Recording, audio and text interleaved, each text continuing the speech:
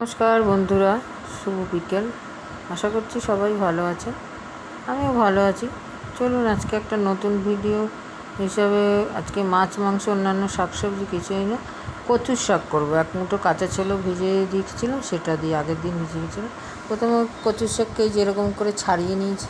হ্যাঁ, কচুর শাক করতে কিন্তু কাঁচা লঙ্কাই দিতে হয়। তারপর কচুর শাককে সেদ্ধ করেছি আমি এক মুঠো ছোলা দিয়ে, বেশ খানিকটা 5-6টা সিটি মেরে এই যে রেখে দিয়েছি। ওর মধ্যে কিছুটা কাঁচা লঙ্কাও দিয়ে দিয়েছিলাম, তারপরে জলটা ছাড়িয়ে এই যে রেখে দিয়েছি।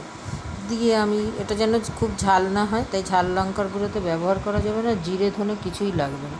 শুধু ঘরে ওই নুন হলুদ যা রোজের আছে, আর একটু মিষ্টি দিতে হবে। হ্যাঁ, কড়াইয়ে তারপর আমি সর্ষের তেল দিয়েছি, দিয়ে আমরা সর্ষের তেলেই রান্নাটা করি।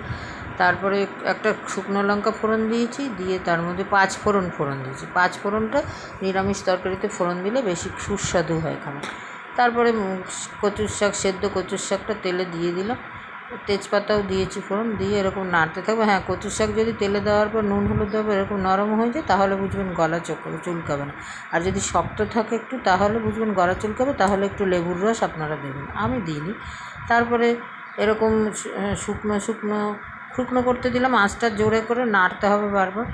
তারপরে যখন একটু শুকনো হলো, তখন আমি নুন হলুদ আর মিষ্টিটা দিয়ে দিলাম, দিয়ে এরকম আঁচ জোরে করে নেড়ে এরকম শুকনো টেক্সচারে আনলাম। এটা শুকনো হতে দিতে একটু সময় লাগবে, তাই একটু সবার সঙ্গে বসে গল্পও করে নিলাম ঘরে। তারপরে এই যে গরম গরম যখন হয়ে গেল, পরিবেশন করলাম। আজকে নিরামিষের দিন, নিরামিষের এই রেসিপিটা খুবই সুস্বাদু। ঘোষ কিচেনের এই রেসিপিটা করে খেয়ে দেখুন, সাধারণ দেখলেও খুবই সুস্বাদু। শেয়ার করুন।